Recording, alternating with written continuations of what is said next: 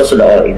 Dia akan balas dan ini akan hancur-hancuran. Saya baru bicara dengan Mas Hasto panjang lebar kemarin, dan di titik ini saya pribadi menilai Mas Hasto sudah all in. Oke. Apapun yang dia akan balas dan ini akan hancur-hancuran. Nah, kita nggak perlu hancur-hancuran. Kita tahu bahwa sejak Pilpres itu yang bersangkutan nggak ada di Indonesia, lebih banyak di Rusia. Jadi yang ingin saya katakan sulit untuk membedakan mana yang provokasi, mana yang fakta ya. Atau bluffing. Ini bluffing. Atau bluffing. Ya. Hoax. Jadi kalau sekarang mengatakan ada rahasia ini, rahasia itu, ya saya sepakat dengan berbagai pihak lain, pengamat lain sudah makanya dibuka saja, nggak ada rahasia. Kok kalau urusan negara ya, kenapa mesti dirahasiakan? Buka saja. Lalu kenapa nggak dibuka gitu loh? Lalu kenapa mesti dinotariskan? Ya kita tunggu aja sampai Ibu Koni sendiri menyampaikan fakta-fakta apa yang menurut versinya itu adalah rahasia gitu loh. Adalah sesuatu yang oleh juru bicara PDIP Mas Guntur Romli ya akan menggegerkan. Ya segeger apa itu kan hanya bisa terbukti until otherwise stated kan? Iya. Yang disampaikan oleh Ibu Koni itu juga selain yang bluffing tadi kan juga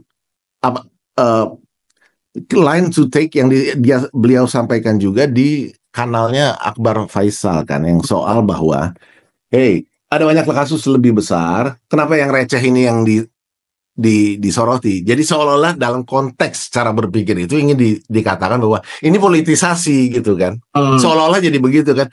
Ya. Yang gede-gede aja gitu loh. Nah yang gede-gede ini katanya ini yang udah dinotariskan itu kan di Rusia itu yang mau dibongkar gitu loh ya.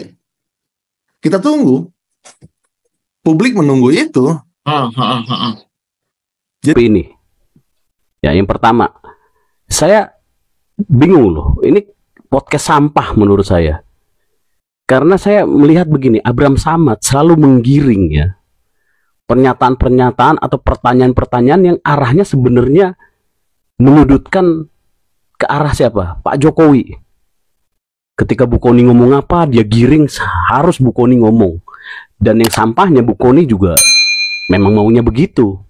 Ya, jadi mereka ini memang menggunakan podcast yang memang dari kelompok itu aja. Ya, podcast Refli Harun, podcast Abraham Samad, podcast Faisal Akbar, ya. Itu aja yang digunakan.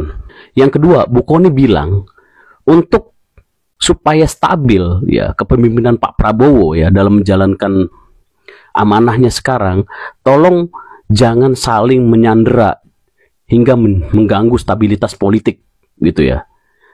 Saya menanggapi sebenarnya yang bikin tidak stabil itu ya kalian-kalian itu. Apalagi kalian yang ngomong punya bom waktu, dokumen dan lain-lain. Padahal gulirkan aja, memang kalau memang benar ya kan itu bisa diadu di peradilan. Pak Hasto itu ngapain harus membongkar-bongkaran, ngomong bongkar-bongkaran kalau itu benar. Dan yang lucunya kenapa itu ditaruh di Rusia? Aneh gitu.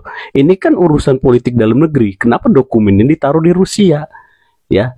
Dan ini move aja gitu. Saya mau menanggapi ini move aja sebenarnya apa yang dilakukan. Kalau ingin stabil, ya udah terima aja, nggak usah gaya-gaya buka-bukaan dokumen lah apa segala macam yang kita yakin dokumen itu halu.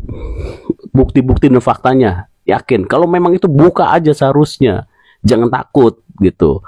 Ya gulirkan aja, nggak ada masalah kok. Ini riak-riak ini Pak Prabowo dan kabinet jalan terus, nggak ngurusin ini urusan internal Hasto dengan KPK ini, dan ribut-ribut juga melawan Pak Jokowi gitu dianggapnya, nggak akan terpengaruh.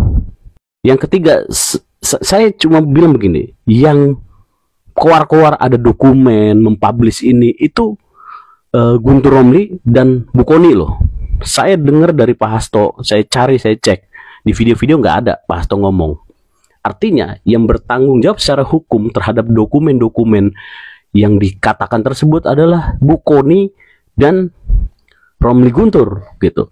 Apabila itu tidak terbukti ya, ini adalah apa namanya, mengajak kebencian.